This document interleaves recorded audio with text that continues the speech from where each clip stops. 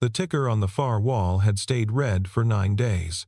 In a glass room 40 floors above Hillsborough, the last consultant closed his laptop and said the word everyone had been avoiding. Unfixable. No one argued. Kate Halloran stood at the head of the table and did not move. Near the floor vents, a man in a gray work shirt knelt over a failing coolant line and, without looking up, said the cracks weren't in the silicon. The room turned to him. Kate set a steel case on the table, $5 million, and everyone knew it and said, "Solve this and everything I own, including me, is yours." Someone laughed, a small sound, quickly swallowed, but it carried the length of the table.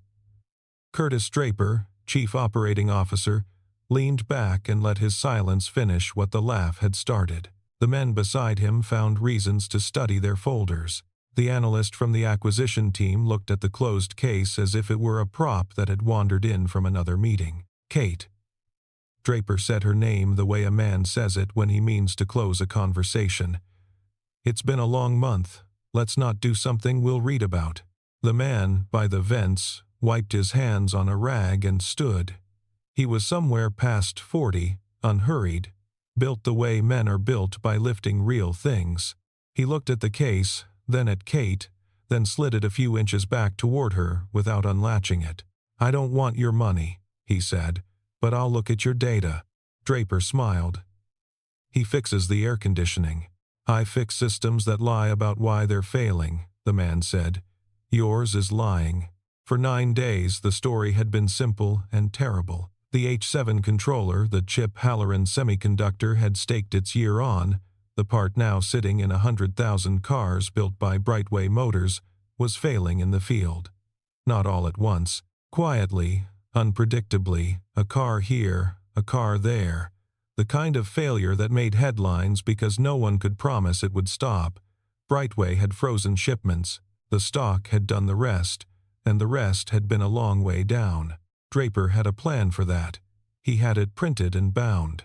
Halstead Partners was prepared to buy Halloran at a price that assumed the company was already a corpse, and Draper spoke of it as mercy, a clean exit, jobs preserved, shareholders spared a longer fall. Every day the fix stayed out of reach.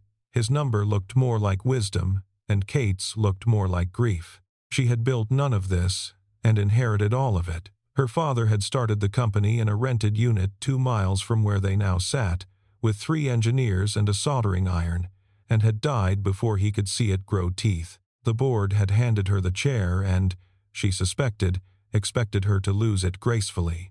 Half of them had known her since she was a girl doing homework in the corner of that first unit. None of them looked at her now. 3 weeks, Kate said. The room quieted. "The board votes on Halstead in 3 weeks. Until then, the offer stands. If someone in this building or outside it can tell me why my chip is dying, I'll hear it." From anyone. Draper's jaw tightened by a degree. "You just offered yourself to a contractor." "I offered the truth a reward," Kate said. "You're the one who heard a price." She did not look at the man again, and did not tell security to walk him out. Draper watched her let him stay, and filed it away the way he filed everything, for later. Outside, the glass held the whole valley, the low sprawl of fabs and parking structures, the hills going blue past them. The contractor stood a moment and read the building the way other men read a face. Then he went back to the coolant line, because it was still broken, and because broken things were the only conversation he trusted anymore. Kate watched him through the glass without deciding to. She told herself it was the money she was guarding. It wasn't the money. The failure analysis lab lived 2 floors down, behind doors that breathed when you opened them. It was supposed to be the calmest room in the building, temperature held to a fraction of a degree, because the tests that lived there could not tell truth from noise if the air kept moving the goalposts. For 9 days, the room had not been calm. The environmental system stuttered, the numbers drifted, and every result came back smeared. The man, his badge, when he finally clipped it on, read Adam Doyle. Contractor spent an hour with the chillers before he spent a minute with the chips. Kate found this insulting until she understood it. You can't read a fever in a room that won't hold still. he said. "Fix the room first. Then the chip stops lying." By evening, the lab was quiet, the way a held breath is quiet. Adam pulled the failure images up on the big monitor, the cross-sections, the burn maps, the places where the part had died, and went still in front of them, the way a doctor goes still over a scan he has seen before. "This isn't the dye," he said finally. "Everyone's been staring at the silicon. The silicon's fine. It's the package, the layer under it that carries heat out it's separating. Under load, it delaminates, the part cooks itself, and it looks random because it depends on how hot that particular car runs." He tapped the screen. "This is a known mechanism. It has a name. It can be screened." Behind him, a woman set down her coffee hard enough to hear. Vera Nolan had worked reliability at Halloran for 19 years and had spent the last of them being walked toward the door. She had trained half the engineers in the building and been made invisible by the other half. She stared at the monitor, then at Adam, and something moved across her face that was older than the crisis. "Say your name again," she said. "Doyle. Your whole name." He didn't answer. Vera crossed to the shelf of binders no one opened anymore, pulled the fat gray qualification manual that governed every part the company had ever shipped, and turned it to the front matter. She set it under the light. The screening standard the company still ran, the one Draper's people had streamlined, carried an author's name on its first page. The name was Adams.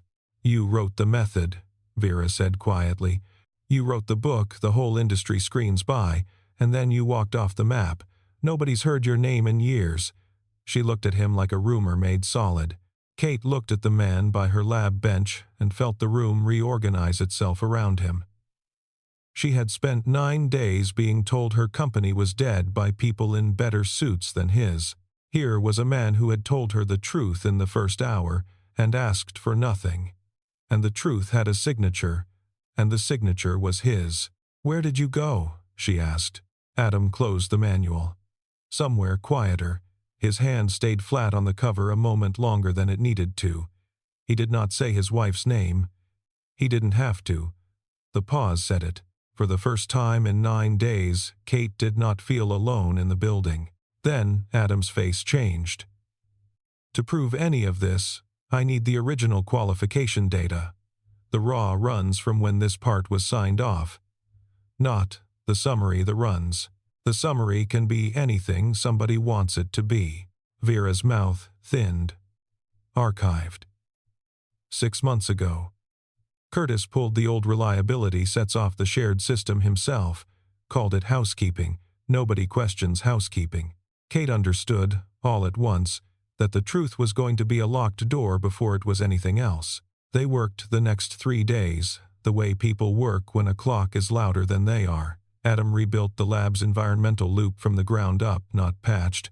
Rebuilt until the temperature line on the wall monitor lay down flat and stopped arguing. Vera pulled every part she could still reach and ran the analysis again. Clean this time, and each result said the same thing Adam had said in the first hour. Package, interface, heat, a mechanism with a name. What they could not do was prove when it had entered the product, or why a screen designed to catch exactly this had let it through. For that, they needed the archived runs, and the archive had a gatekeeper. On the third night, Adam's phone lit on the bench. He read it, and something in his shoulders eased in a way Kate hadn't seen. He made a call, said 5 minutes, and went down to the lobby. Kate followed without a good reason. A girl of 8 stood inside the glass doors, holding a paper bag with both hands, hair in a coming-apart braid, socks that did not match. She saw Adam and her whole face rearranged into something uncomplicated. "Aunt Deb had a thing," she announced. "I brought you dinner. It's cold. I ate the fries." "You ate my fries." "I saved you the pickle." She held up the bag like evidence. Adam crouched to her level and took the pickle with enormous seriousness. And for a moment, the man who had read death off a monitor was gone, replaced by someone smaller and easier. Kate stood a few feet back, uninvited, unable to leave. "Hazel," Adam said, "this is Miss Halloran. It's her building." Hazel considered the lobby, the height of it. "All of it?" "All of it," Kate said. That's a lot of floors to vacuum. Something got out of Kate before she could stop it, not quite a laugh, close. We have people. That's good, Hazel said, satisfied, and went back to the more important business of her father's face. Adam walked his daughter to the curb, where an older woman waited in an idling car, and when he came back, the ease was still on him. Faint, like warmth off a wall after the sun's gone down. He didn't explain her, and Kate didn't ask. Some things a pause could carry. She's the reason I show up, he said, unprompted, watching the taillights turn onto the road. In case you were wondering whether I'd walk out on this the way I walked out on the last one. I wasn't, Kate said, and found that it was true. The next morning the wall went up. It came as an email, CC'd carefully, signed by Draper's office. External contractors were to be restricted to their scope of work. Laboratory and data system access for non-employees would be reviewed and, pending that review, suspended. Adam's badge stopped opening the failure analysis doors by 10. He stood in the corridor holding a badge that had become a plastic rectangle and did not argue, because arguing was not a system he trusted. Kate found him there. She looked at the door, at the badge, at the small camera watching them both. Then she took her own card and held it to the reader, and the lock turned green, and she held the door. That puts your access on the record, Adam said. If I'm wrong, that follows you. It won't follow me. I've got nothing left for it to reach. Then don't be wrong, Kate said, and went in first. It was not a large thing. It was a woman deciding, on nothing but 3 days and 1 honest hour, whose word she would put her name behind. Adam noticed it the way he noticed temperature, a small change that told him what the larger system was about to do. The archive, when Kate's access pried it open, was a disappointment dressed as a relief. The qualification data was all there. Neat, complete, every required test, every box, every sign-off in its place. To the board, it would have looked like exoneration proof the part had been screened by the book. Adam read it for an hour without speaking, and the longer he read, the more still he became. It's too clean, he said. Kate waited. Reliability data is ugly. Always. You run 1,000 parts hard and some of them die. That's the point. That's what tells you where the edge is. A real run has a tail. He scrolled. This has no tail. Every lot passes by the same comfortable margin. It's not data. It's a painting of data. Somebody who knew exactly what a clean record should look like sat down and drew one. He pulled the lot histories and laid them side by side, and there it was, or rather, there it wasn't. A gap. One qualification lot, the one that would have run hottest, longest, hardest, the exact stress that woke the mechanism, now killing cars, was simply absent, not failed, not recorded, gone, as if it had never been loaded onto a single test board. Somebody didn't fake a passing grade, Adam said. They removed the test that would have failed. That's not sloppiness. Sloppiness leaves a mess. This is a man erasing a footprint and sweeping the sand behind him. Kate felt the floor of the thing shift under her. A defect was a tragedy, the kind of thing you grieved and moved past. A deletion was a decision, and decisions had authors, and authors had names. Kate took what she had anyway. She stood in front of the directors 2 days later and asked for one thing, a retest. Time to run the affected lots correctly, in front of the customer, to prove the failure could be caught and stopped. It was reasonable. It was also, in Draper's hands, a gift. Every day we spend proving a theory, Draper told the room. The stock finds a new floor. Halstead's price won't wait for Miss Halloran's science project. There's a mercy in a fast ending. He didn't look at Kate. He didn't have to. I want to save what's left. She wants to be right. I understand the difference is hard to see from where she's sitting. He gave her 10 days. It sounded like generosity. It was a countdown, and everyone in the room heard the clock start. That night the lab was empty, except for the two of them and the flat, honest line on the wall. Adam had a habit of watching that line the way other people watch a fire. When you first walked into that room, he said, you couldn't measure anything. The air moved, so every number lied. A system only tells the truth at steady state, when it stops fighting you, when it settles. And people? Kate said. She hadn't meant to. Adam was quiet a moment. Same, you don't learn what someone is in the crash. Everyone looks brave in the crash. You learn it after when it goes quiet, and they're still standing where they said they'd be. Kate thought about a boardroom full of men who had known her since she was a girl, and how quiet it had gone, and where each of them had chosen to stand.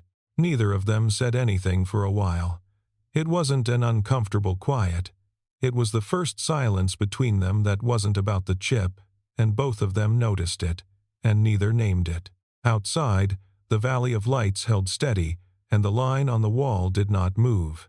Vera told them the rest on a night when the fab ran quiet under them, the ceaseless machinery reduced to a low hum through the floor. She had seen it coming. 18 months ago, when the schedule slipped and the margins pinched, the packaging vendor had been changed to a cheaper source, and the qualification plan had been compressed to make the launch. Vera had written the memo. She had used the word she wasn't supposed to use, hold. She had recommended an engineering hold on the part until the new interface was properly screened, and she had put a career's worth of judgment under it. It went to Curtis, she said. He runs operations. The schedule's his to call. 2 days later, the hold was gone, and my name was on a transfer to a group that doesn't exist to do anything but wait out a pension. Her hands lay flat on the table, very still. I've got 14 months to full retirement. I have a daughter in school on what this job pays. I told myself I was one voice with no proof, and one voice with no proof, and a mortgage learns to be quiet. I've hated myself for it every day since, if that's worth anything. It's worth that you kept looking, Adam said. You kept the memo. I kept nothing. He made sure of that. Everything I had was on the system he cleaned. He's careful. He's always been careful. That's the part nobody sees, how much work it takes to make it look like nothing happened. The next morning, Draper stopped pretending. Adam's company received a formal notice. The chiller and environmental systems contract with Halloran Semiconductor was terminated, effective immediately, for cause. His badge was deactivated at the lobby. A polite man from corporate security waited by the doors to collect it, apologetic, only doing his job. It was efficient, and it was the wrong move, and Draper made it anyway, because he had also started to talk. Kate heard it secondhand by noon, the story taking shape in the hallways. In the tone people use when they think they're helping. The contractor wasn't who, he said, a washout, a man who'd walked away from the industry, from his own career, who couldn't hold a real job, now feeding a desperate CEO a fairy tale for $5 million. By the time it reached the fab floor, it had a shape people liked. The humble truth-teller was a fraud, and the powerful man was only being prudent. It was the kind of story that let everyone keep their comfort, which is why it moved so fast. Kate found Draper in the executive corridor and did not lower her voice. He's off the payroll, she said. So he's not a contractor anymore. He's my guest. He walks this building because I say so. And if security touches him, they can explain it to me directly. Draper studied her, unhurried, a man who had won slow fights before. You're betting the company on a man who quit. He didn't quit, Kate said. His wife died, and he stopped. There's a difference, though I wouldn't expect you to feel it. She stepped closer. I'm not defending him because of what I said in that room. I'd half forgotten I said it. I'm defending him because he's right, and you're the only person in this building who's afraid of that. She walked off before he could answer, and did not look back to see whether the words had landed. She already knew. She'd watched the temperature of his face drop a degree, and Adam had taught her what that meant. They were out of system access, out of contract, and nearly out of days, which was when the smallest man in the building saved them. Denny worked metrology on the graveyard shift, and had for 11 years. He measured things all night in a room most people walked past without seeing, And he was the kind of quiet that made others forget he was there, which was the whole reason he still had what he had. He came to Vera because he trusted Vera, and Vera brought him to the lab at 1 a.m. with a look on her face Adam hadn't seen from her before. "Tell them what you told me," she said. Denny set a battered external drive on the table, careful, like it might spill. The metrology tool in Bay 4 never got hooked to the main network. Budget thing kept getting pushed year after year. So it writes local. Raw traces, every run, going back further than most people here have worked. Nobody migrated it because nobody knew it was there. He tapped the drive once. When they cleaned the archive, they cleaned the network. They didn't clean Bay 4. They didn't know Bay 4 existed. Neither did I, really, until I went looking for something else. Adam plugged it in, and the missing lot came back from the dead. There it was, the qualification run that had vanished from the official record. The hot one, the long one. Its raw traces sat on Denny's drive exactly as the tool had written them, unedited, time-stamped. And they were ugly, and they had a tail, and the tail was a wall of failures at the stress point that matched, part for part, the mechanism now killing cars. The lot hadn't passed. It had failed. Loudly. On the record. And someone had reached into the record and taken it out. Vera had the rest. She had told the truth about keeping nothing on the company's system, but 19 years had taught her to email things to herself, and in an old personal folder she still had the qualification summary as it stood the day before it changed, and a single forwarded thread. In it, an engineer flags the failing lot and recommends the hold. And beneath it, in a reply that had never been meant to survive, Curtis Draper writes, "Remove the flagged lot from the qual set. Data is preliminary and misleading. Do not circulate." Adam read it twice. Then he set the phone down very gently, the way you set down something that has become dangerous. It had never been an accident. It had never been a tragic, faultless quirk of physics. A man with the authority to stop it had looked at proof his part would kill people, and had ordered the proof deleted, and had shipped it anyway, and had gone home to dinner. Vera stood over the drive and did not move for a long moment.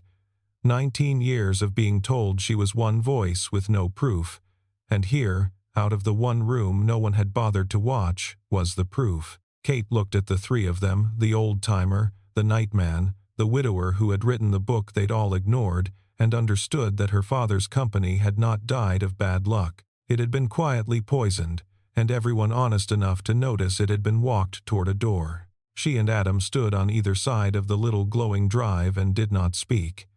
There was nothing to say that the screen wasn't already saying. His hand and hers rested on the table a few inches apart, and neither moved.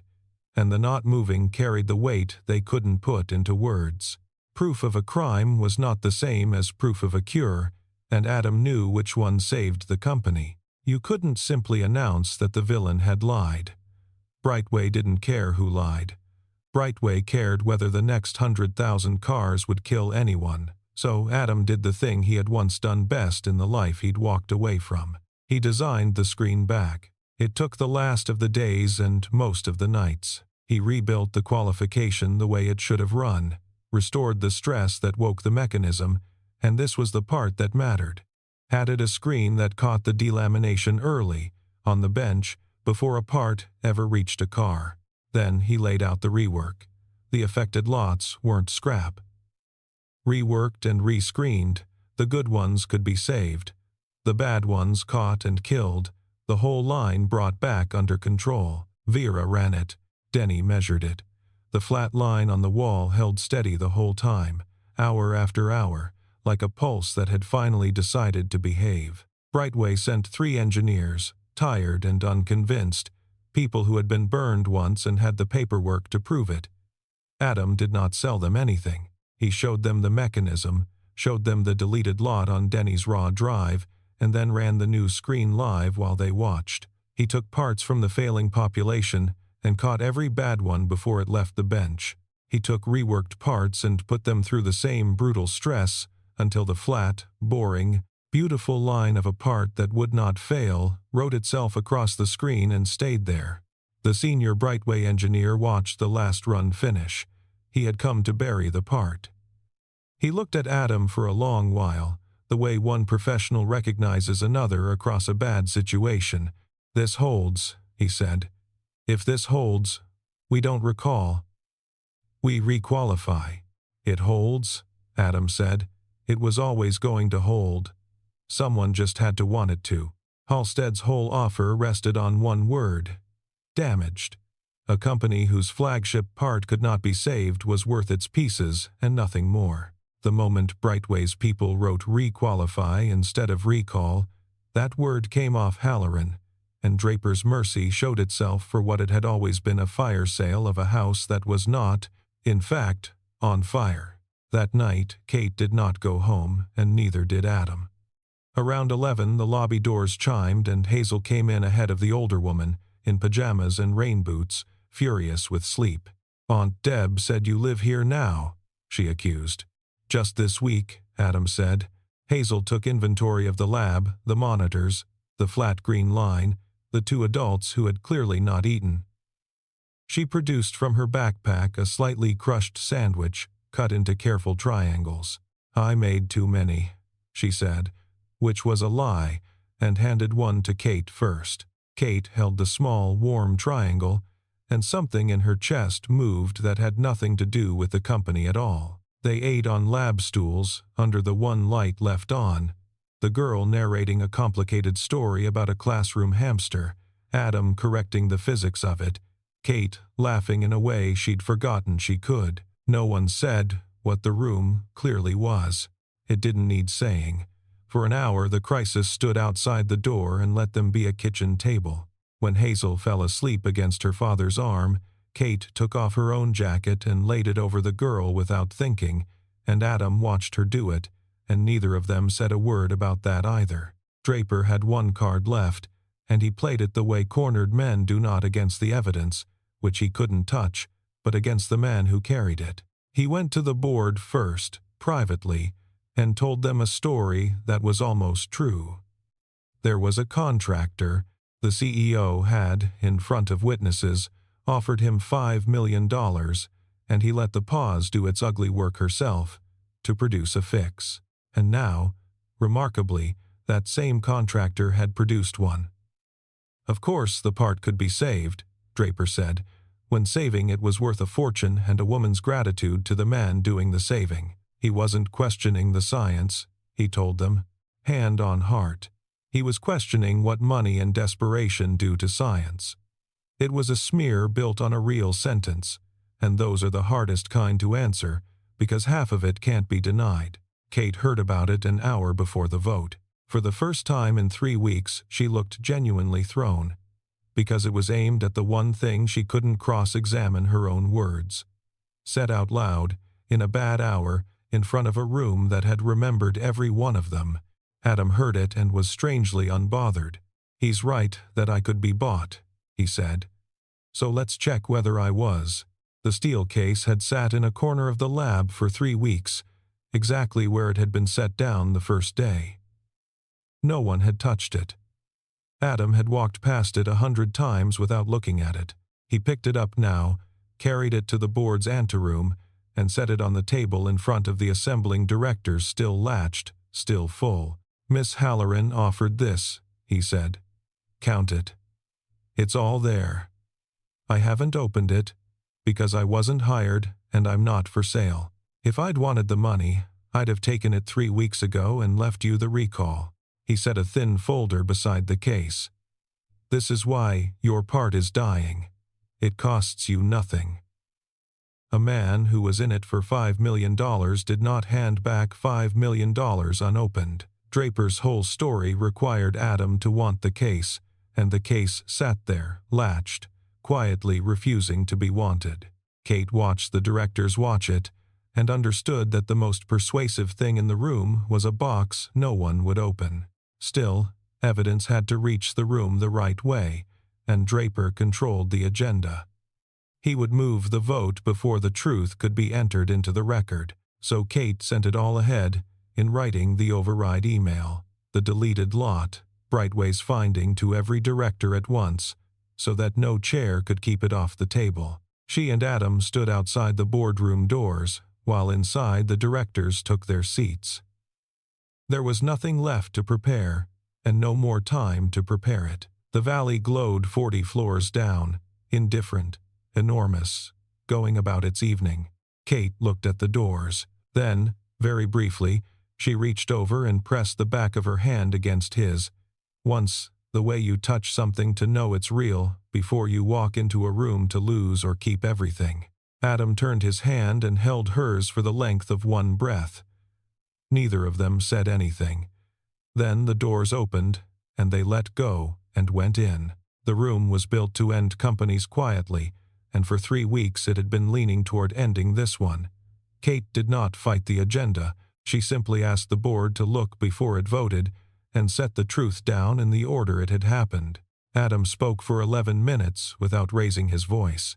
He put the failure on the screen, the package, the interface, the heat, and walked them through it slowly, in words a board could follow, until the thing that had seemed like an act of God became a thing with a cause and a cure. Then he put up the deleted lot from Denny's drive, the run that had failed loudly, and then vanished from the official record. He showed the clean, tailless data the board had been given instead, side by side with the ugly true one, and let them sit with the difference. He did not accuse anyone. He let the data do the accusing. Then he ran the fix on a live feed from the lab below, and the directors watched a failing part get caught and a reworked part refuse to die. No one interrupted him. Somewhere in the 11 minutes, the room stopped being a jury deciding how to bury a company and became a group of people learning, one slide at a time, that they had been lied to. Then Kate read one email aloud. Remove the flagged lot from the qual set. Data is preliminary and misleading. Do not circulate. She read the name signed to it, and the room went the particular kind of silent that follows a number no one can argue with. Vera confirmed the memo she'd written, and the hold that had disappeared, 19 years steady in her voice, no tremor in it now that the waiting was over. Denny confirmed the drive in 8 plain sentences and sat back down, uncomfortable with the attention, certain of the facts. Brightway's finding was entered into the record in writing, in a single line that undid 3 weeks of fear. Requalify, not recall. Draper tried once. He rose and spoke about desperation and gratitude and $5 million, and gestured toward the case, and the case was gone, returned unopened, its absence suddenly working against him. He was a man explaining a motive in a room that had just watched a motive be handed back latched, and the more he explained, the smaller his voice became, until even the men who had come in on his side found somewhere else to look. The chair called the vote on the Halstead sale first. It failed, and no one pretended to be surprised. Then, the vote that mattered. The removal of the chief operating officer, for cause, and the referral of the qualification records to the Securities and Exchange Commission, because a public company that hides a known, fatal defect from its investors has not made a bad call. It has committed a crime. The hands went up around the table, one after another, some quickly, some ashamed of how long they had waited. 8-1. The one was Draper's, voting against his own removal, which fooled no one and changed nothing. He gathered his bound plan and left the way men leave rooms they used to own upright, unhurried, already gone. Kate stayed on her feet a moment after it was done, her father's company still hers, still alive. The weight of 3 weeks finding somewhere at last to set itself down. Across the table she found Adam's eyes. He didn't smile. He gave her the smallest nod, the kind one person gives another to say you're still standing where you said you'd be. She held on to it. Not the win, that. Autumn came to the valley the way it does in Oregon, gray and gentle, the hills going soft at the edges. The fab ran. The stock did not come all the way back in a month, because nothing real does that, but it stopped falling, and stopping falling was its own kind of miracle after the year they'd had. Vera Nolan ran reliability again, this time with her name on the door, and 14 months turned into as many years as she wanted. She kept the old gray manual on her shelf, front matter and all, and when new engineers asked about the name on the first page, she told them the truth, which took a while and was worth every minute of it.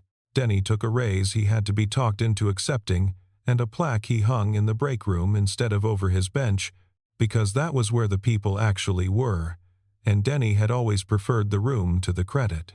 The Securities and Exchange Commission took its time, the way it does, and Curtis Draper learned that the machinery of consequence is slow but does not tire and does not forget. The men who had voted quickly at the end told the story as though they'd never doubted.